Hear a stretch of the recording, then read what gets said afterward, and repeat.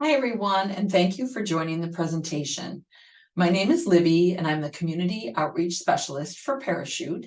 And today we're going to be talking about spending habits and goal setting. And what we're really referencing is spending plans or directing your money in a particular way, or basically the formation of a budget. An essential element of how we direct our money and how we budget really does include goals and goal setting. So research shows that the smarter our goals are, the more specific they are, the more likely we are to achieve them.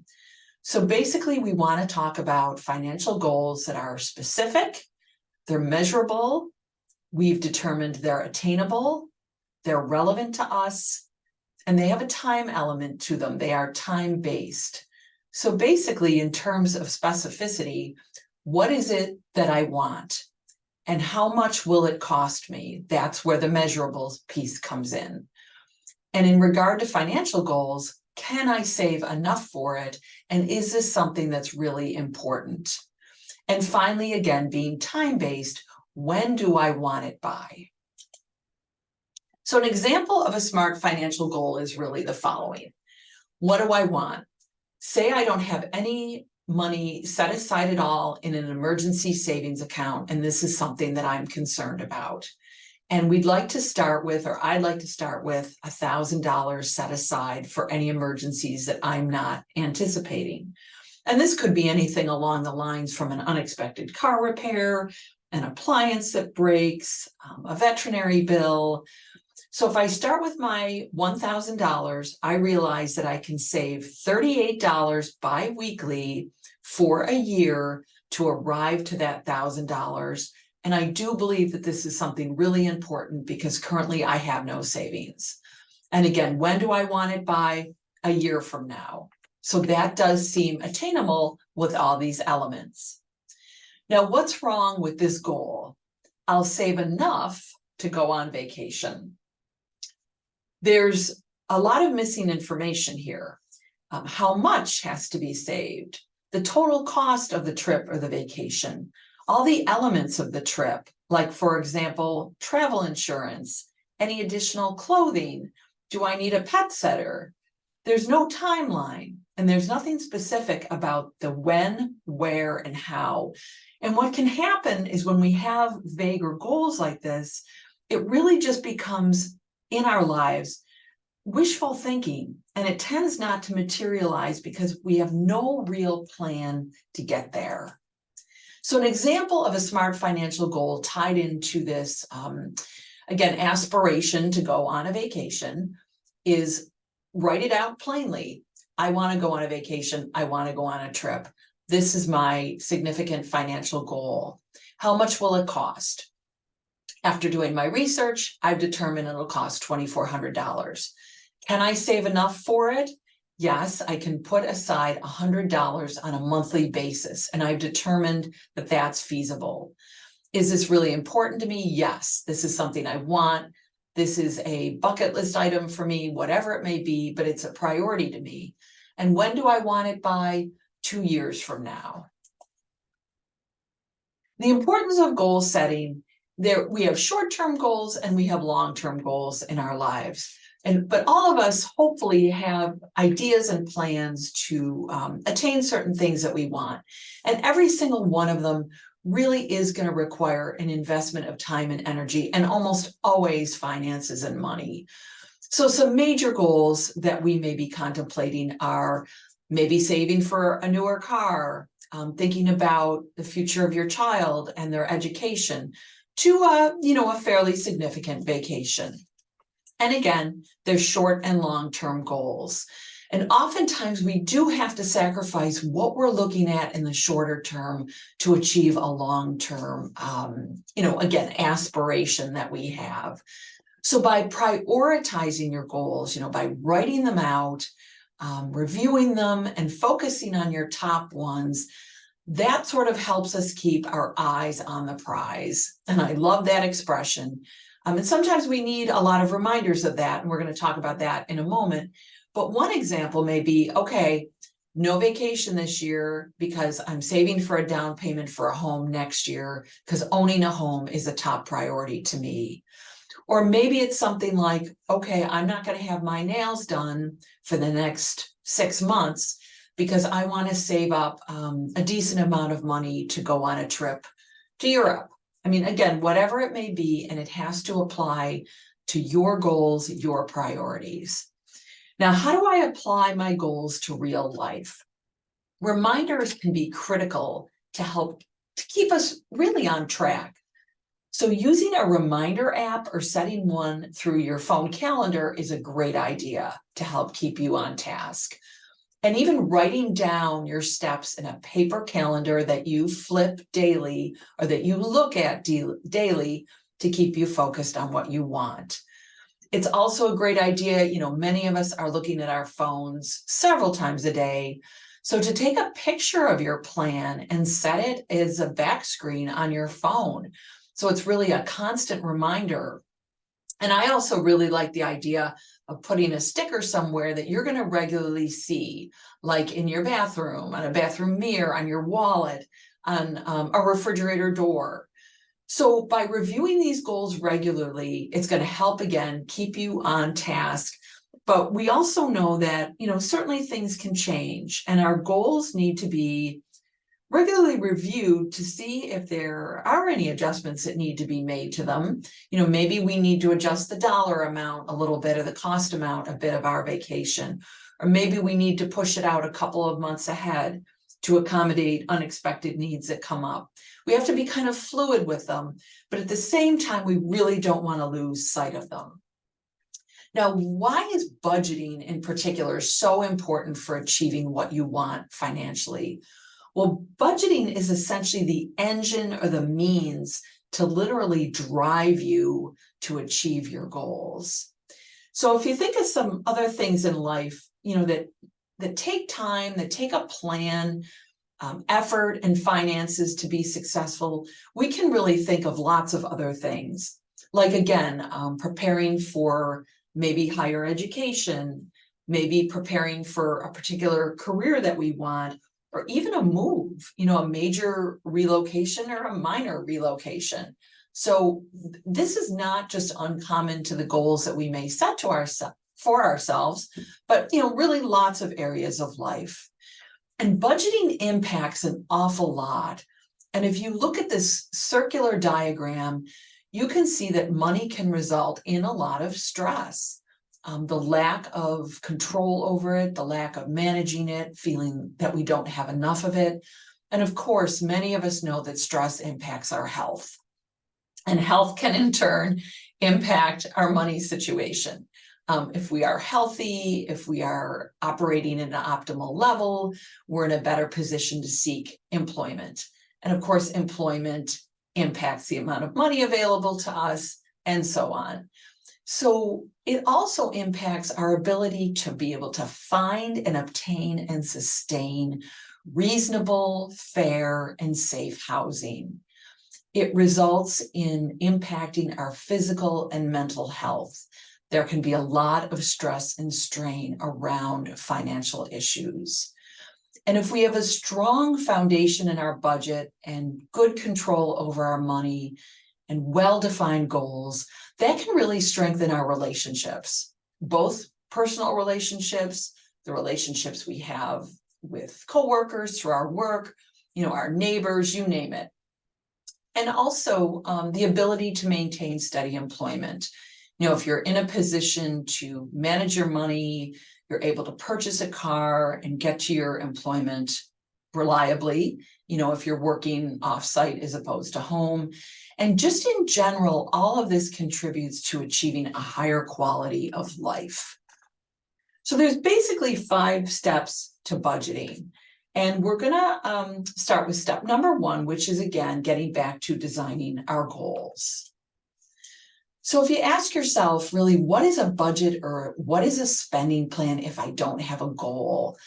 And the problem can be that budgets or spending plans not connected to things that we want for ourselves in the future sometimes can be like a series really of just meaningless numbers. Again, without a direction and a focus, sometimes our money just seems to sort of disappear and be spent on other things in the short term. Step number 2 is calculating your income and having a really good idea, looking carefully at a pay stub and looking at your gross income, which is that income that's pre-tax. So it's the amount of money you make before taxes and other additions are taken out. So normally you can expect to take home about 70 to 80% of your total gross monthly pay. And of course, your net pay is your actual take-home pay, the amount of money you have total to make after all those deductions have come out. And that's going to be the amount of money that you have to pay your expenses each month. If you have any sort of what we call irregular income, income that maybe is overtime, bonuses, commissions, you don't want to incorporate that in as your regular budget or part of your regular income, because there's an element of unpredictability to it. So you want to use this income for more one-time expenditures or to go towards savings. Step number 3 is to design your budget. And a successful budget will have the following 3 elements. It has to be more flexible and it has to be more fluid to adjust to your changing life circumstances. There has to be some wiggle room in here. It can't be very rigid and stringent. And it must be continuous and ongoing. This is really a lifelong practice or habit that will serve you very well in the long run. And it needs ongoing attention and obviously requires commitment, which means regular maintenance and review. Now, if we look at categorizing some of your major expenses or categorizing, really just looking at the broad categories of the various expenses that most of us all have, we'd like to start with savings. And there's a time-tested piece of advice that basically says, pay yourself first. Treat yourself and your goals as a priority. So what you want to try to do before you consider paying any of your monthly expenses is try to take right off the top 10% off your net income to dedicate it to a regular savings account. And even if you can't start with 10%, maybe start with 5, because even small amounts of money add up over time with consistency and with this habit. So say, for example, you bring home a check and your net income, or you have a paycheck distributed to you, and that net income is $1,000. Try to save $100 of that $1,000 right off the top and manage the remaining expenses with $900. Now, again, if that's not feasible, start with a lesser amount and see if you can work yourself up to 10% over time. Let's say, for example, a raise you might get, a bonus you may get, even a tax return you may be able to sock away. Because establishing this habit, again, is very powerful, and automating these savings really does have a strong payoff over time. It's something that's passive, and then we tend to sort of forget about it, which can actually work in our favor. And to talk a bit more about savings, most financial experts recommend an emergency fund of 3 to 6 months of income or expenses in the event the unexpected happens, that for some reason you are unable to bring income in during that time, you fall ill for some reason, there's a major unexpected home expense, you need to buy a car and you didn't anticipate needing to do that. Also, strong savings goals ultimately are down the road, it kind of depends on the age range you're at, but you don't want to forget about something that's coming for all of us, which is retirement. And thinking about putting money into individual retirement accounts or your employee-sponsored 401k, et cetera. And we're going to talk just briefly a bit more about retirement in a moment. And then, of course, our periodic expenses, and more to come on those. So just in terms of retirement, it's important to know a couple key principles. That the earlier you start, the more money you can earn. And this is something called the power of compounding interest. And it's basically where interest paid on your accounts earns additional interest on itself. It compounds on itself. And what really gives fuel to compounding interest is time.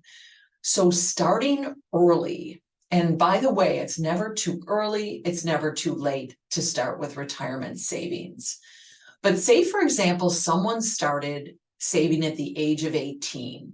If that individual put away $3,000 a year for 5 years and earned a return of 10% each year, by the time that individual reached the age of 65, they would have over $1 million. So we try to spread the word to young people, take advantage of your employees, any employee-sponsored retirement program. Think about stashing small amounts of money away early in life, because it really does grow into significant amounts. Now let's talk a little bit about the different types of expenses that we all tend to have. So we're going to start with monthly fixed expenses. And these are those things that we pay each month that tend not to change or may change just slightly during the course of a month. So for example, we should be able to anticipate or know that our rent or our mortgage is going to stay fairly consistent over time. An auto loan, maybe garbage collection, our home phone, cell phone. Electric and gas can be variable. I think of individuals who live in a cold climate whose gas bill might be much higher in the wintertime than in the summertime. But then, of course, there's always the option of going on balanced billing, so that amount is more predictable. But things, again, like cable or satellite, if we have anything like long-term care insurance, life insurance, just hopping around some of these, paying any sort of child support or alimony, if we have student loan payments. So these are relatively fixed and more predictable for us. Then we get into talking about some more variable and flexible expenses that we run into regularly. So groceries can be exceedingly variable, and we've seen this happen when we went through a period of pretty strong inflation last year. Now it's tempered, it's better. We're not quite back to where we were, but we see things like eggs now a little bit more reasonable to purchase. So anything, again, like eating out, our daily coffee routine or habit, our snack habit, household items that we need to purchase, how many times we may take our car through a car wash, personal grooming expenses, our hair, our nails, anything along those lines. If we're going to concerts, sporting events, we're buying books, we're buying gifts, magazines, newspapers, any fees that we're paying at a bank, or our credit card payments can be variable. So you can read down or kind of review the rest of these, and you can see how these could really shift from month to month, also given the time of year. So if we think about the subcategory of gifts, and you think around the holidays, or when you might have a large cluster of birthdays, these are the elements of our budget that tend to be a little bit more unpredictable. And then monthly savings for periodic expenses. Now, these don't occur every month, but they're more intermittent through the year. And here are some examples. So we know these things are coming, but we don't exactly know, all the time how much they may be. And certainly gifts can fall under this area as well. I mentioned previously holidays and birthdays. We have school and income taxes, property taxes.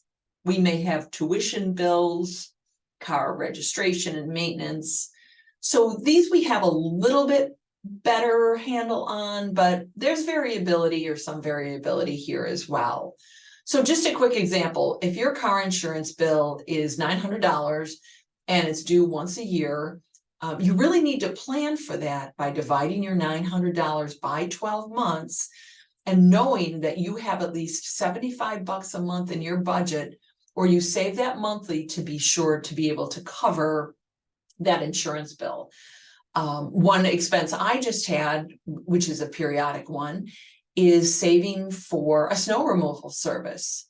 It comes around every November and I have to be prepared for that. And I also have to know that that cost may creep up a little bit more from year to year.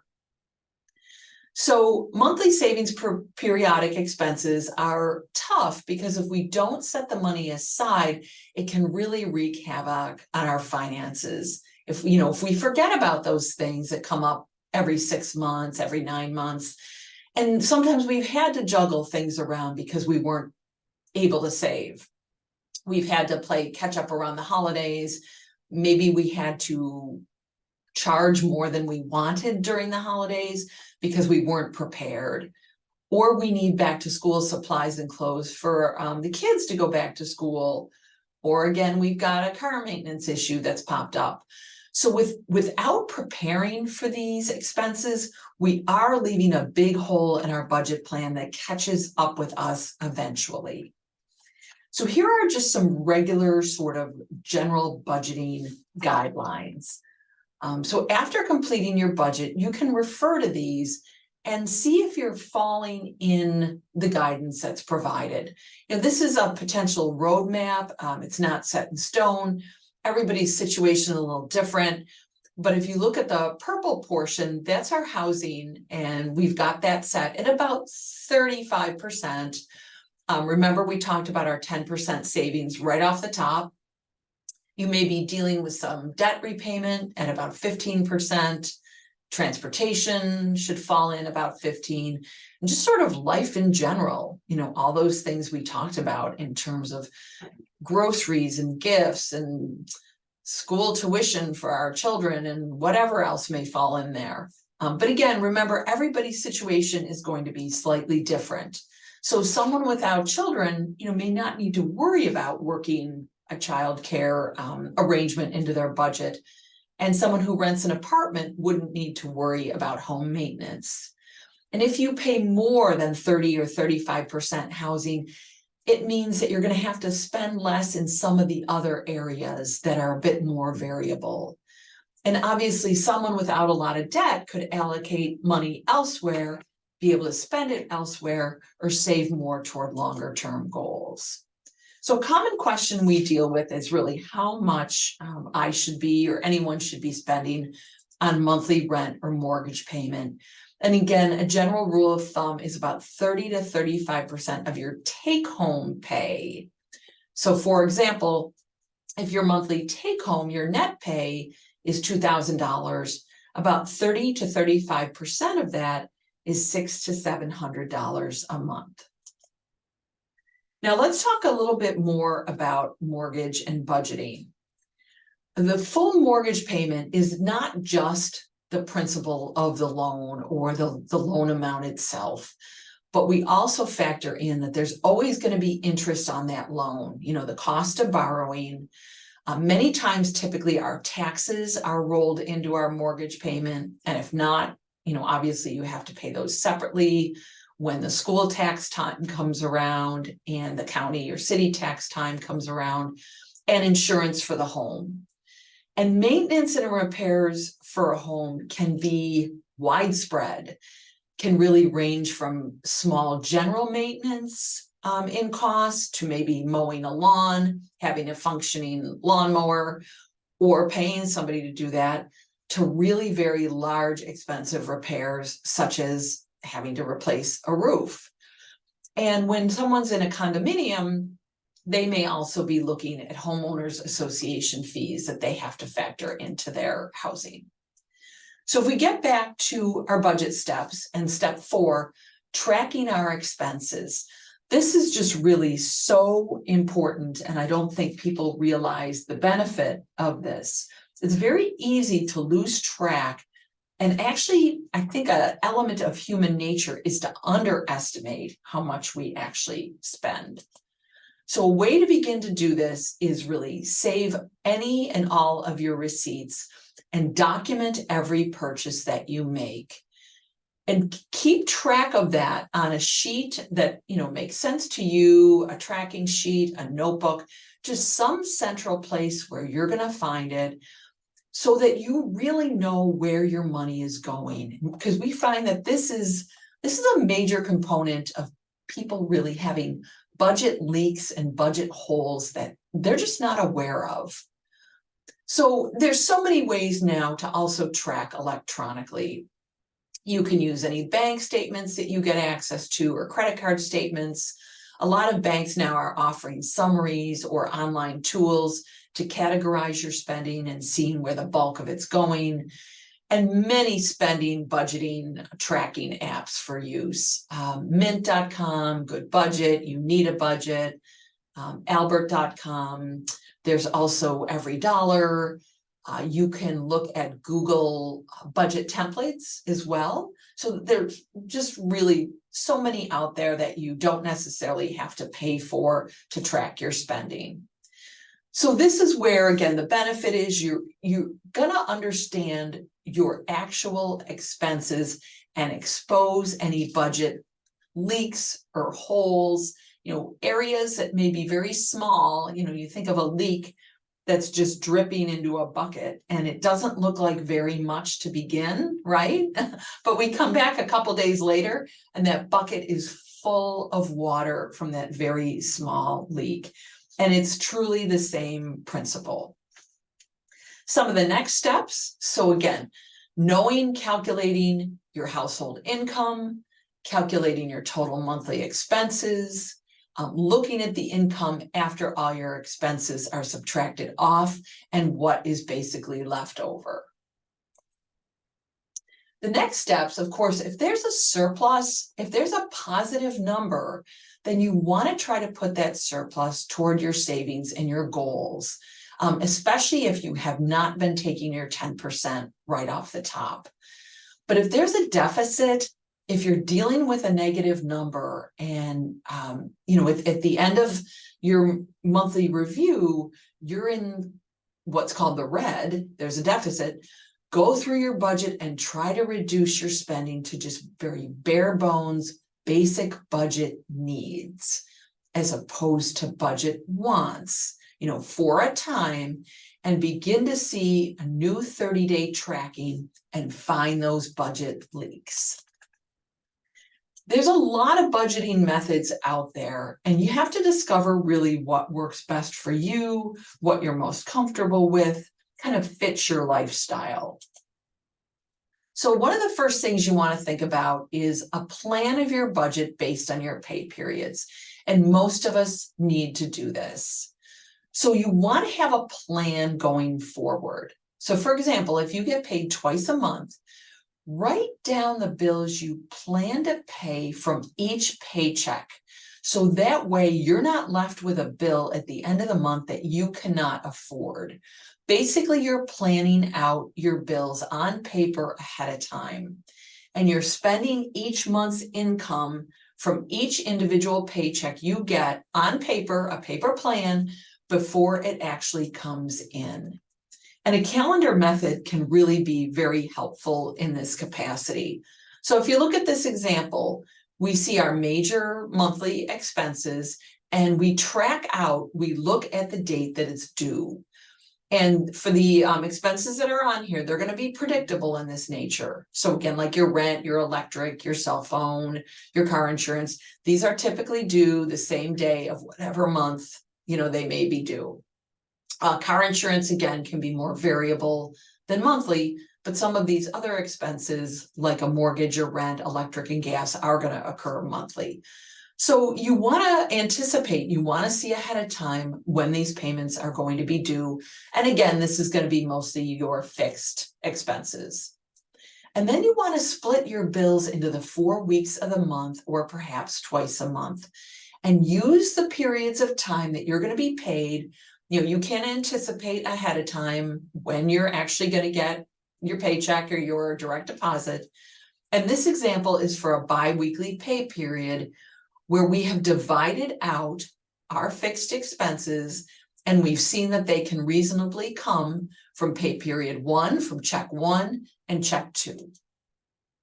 And then if it helps, transfer this to an actual calendar that you're looking at or a calendar app. Input your bills to the nearest payday before their actual due date to be sure, again, that you've got full coverage. And it might be easiest to use the day after the payday as a designated bill paying day each month.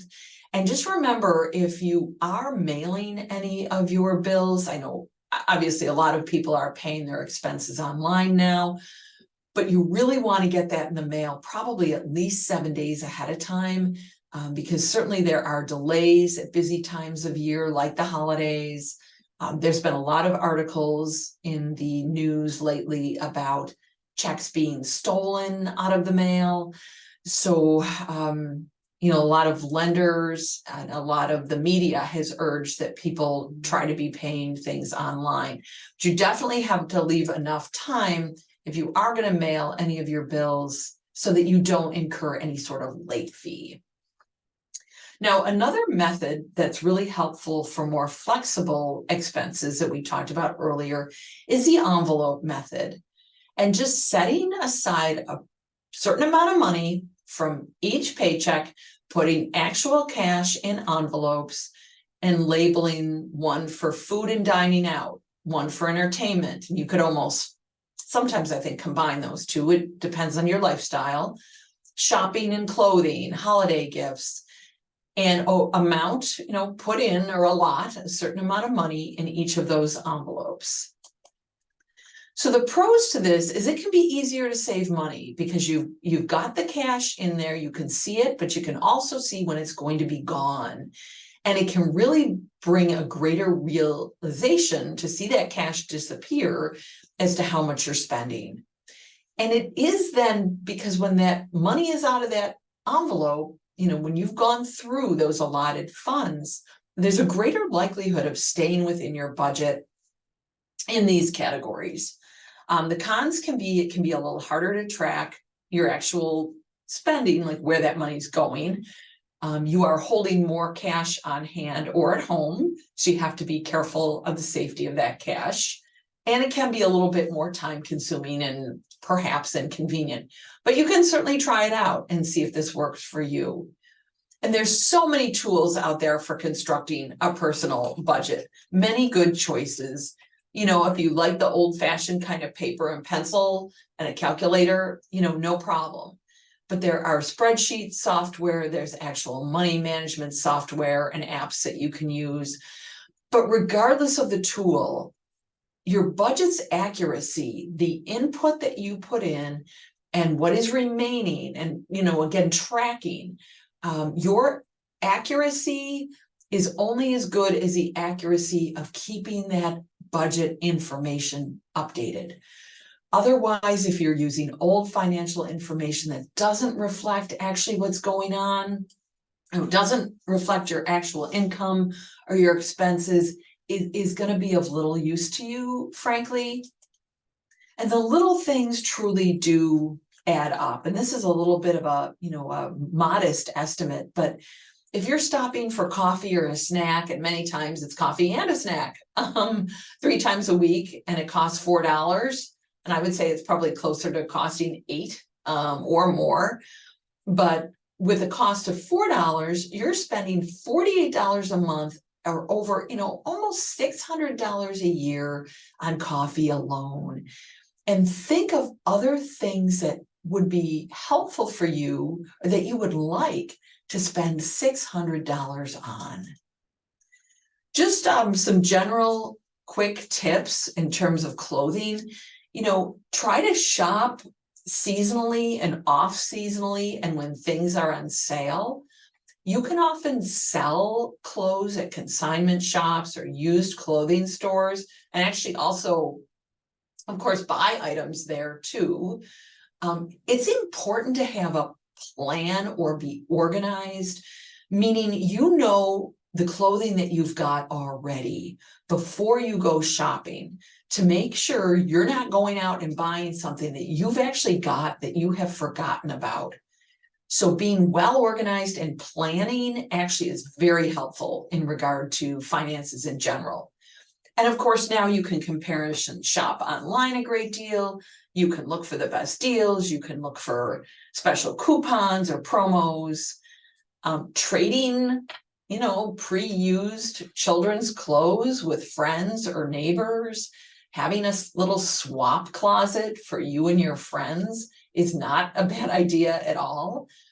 And making a list of the specific items that you need and sticking with that list, by the way, when you go clothing shopping, and not wandering over to the accessories counter and the jewelry counter and looking at several other things while you're in that store. And we all know it, we all do it. We go into a store for one item and we walk out with about 6. And I think many of you can relate to what I'm talking about. And certainly browsing all the great thrift stores that are out there, like Goodwill, Savers, Salvation Army. You'd be surprised sometimes at what you can pick up there. Just some general grocery shopping tips. Again, these are tried and true pieces of advice that have, stood the test of time. Again, have a plan in advance, have a list and stick to it. Look at store brands before you look at kind of some of the brand name items. There can be a significant difference in cost. And even if you do this periodically, maybe you don't buy store brands all the time, but you alternate. Obviously, any coupons that are available to you. And to stock up on sale items or more items that would be staples in your pantry that would last you for the next 4 or 6 months. I tend to stock up on soup when I see good sales. And I know that on a cold winter day, and it's difficult to drive, you either can't get out of the driveway, you're stocked in, you've got some things they're available to you. You have a full pantry. Obviously, meatless meals are an option, even at dinner time. Buying seasonal produce from a farmer's market is great. Usually you can get terrific costs there, or terrific, prices. And obviously shop around, compare by unit, compare by weight, what you're buying and what's the better deal. And it can be really hard to shop with other people. It can delay you. It can add to more items being thrown in your grocery cart when you shop with your kids and spouses or significant other. And you don't want to shop when you're hungry, and you don't want to shop when you're tired, because you're more likely to throw a lot more in your cart, kind of convenience items. You just kind of want to get in and get out. Just some general, more money saving tips for you. Regularly keeping an eye on your homeowner's insurance and your auto insurance rates to see if you can qualify for a better deal. Always taking a safe driver's course to save 10% on auto insurance. And typically those courses are 1 day. I know now a lot of them are offered online, and usually the reduction in cost lasts about 3 years. Good weather, you can wash and wax your own vehicle. Winterproofing a home where you've got drafts coming in under doors and around windows are always a great idea for saving energy costs. Also having a free energy assessment where you can have someone come out and really kind of audit your home and see what you may be losing in terms of heat and cool air in the summertime. Shopping various cable companies that are out there, or consider just the internet only and streaming services as opposed to cable. People can spend an awful lot of money monthly on cable. And even if it's something you drop for 6 months or 9 months, to put that money away that you would normally be spending, you might find you have a nice chunk of change at the end of that period of time. And in terms of gifts, making things for people, baking for people, offering to babysit, run errands, do somebody's laundry, wash their car. And there's all sort of creative ideas along that realm as well. We know, everybody likes to eat out. I don't know anybody who really doesn't like to, but dinner, of course, can be one of the most expensive meals to eat at a restaurant. So consider meeting friends for maybe a breakfast or lunch or just dessert or coffee instead. You can obviously always order water. Back to the dinner discussion for a moment, and certainly if you add alcohol to the cost of a dinner, that does tend to get more expensive. Along the lines of short-term medication that you may need, there's no harm in asking your physician if they have any free samples available, or have your medications filled generically, which can be a huge cost savings. There are always lots of free events going on in different areas. And just again, a little bit of planning, a little bit of research ahead of time, getting a library card again for books and movies and music. And I know that New York State residents can also take advantage of the New York Public Library in New York City, where you can download books and movies as well. And we have to think, big picture. Again, we're thinking about our savings goals, our financial goals over time. So we do have to be careful too that sometimes items that are less expensive are not always the best deal in the long run, because then obviously you might have to replace it more often and cost you more. So sometimes spending a little bit more upfront saves money. I know I have a Brita water pitcher at home, and from one filter, I can fill that about 40 times. So that's much less costly than me going out and buying, bottles of water or jugs of water.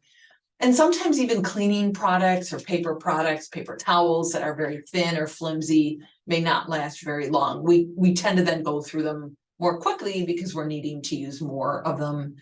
Or if you buy a very inexpensive clothing item, you put it through the wash a couple times and you're like, oh gosh, this doesn't look like anything like it did when I bought it and spent the money on it.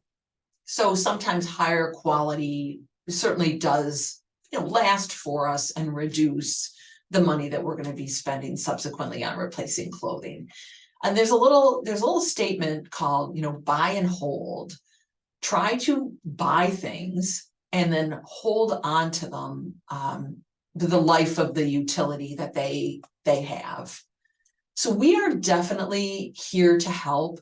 If you are struggling managing a sustainable budget, if you have questions or concerns about debt or credit, and debt including student loans, if you are considering being a first-time home buyer, or you're having any difficulty at all making your mortgage payments or your housing payments, please do not hesitate to reach out to us. This is what we are here to do. So I appreciate your time in watching this webinar, and I hope it was very useful information for you. Thank you.